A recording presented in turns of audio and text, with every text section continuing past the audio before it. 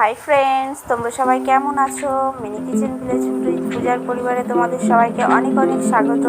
তো আমি আবারও নিয়ে চলে এসেছি আরও একটা নতুন রেসিপি, গুঁড়া দুধের পারফেক্ট সন্দেশ রেসিপি। তো এই রেসিপি বানানোর জন্য কী কী উপকরণ লাগে তোমাদেরকে দেখিয়ে দিই, চলো।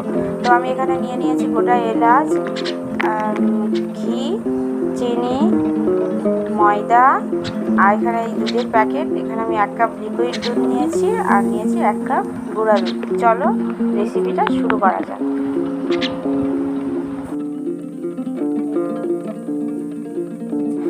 তো আমার কড়াই গরম হয়ে গেছে, এবার আমি কড়াতে ময়দা দিয়ে দেব এবং ময়দা দেওয়ার সাথে সাথে অনবরত নাড়তে থাকবো, কারণ না হলে ময়দাটা তলায় পুড়ে যাবে এবং পুড়ে গেলে সন্দেশটা ভালো খেতে হবে না বন্ধুরা।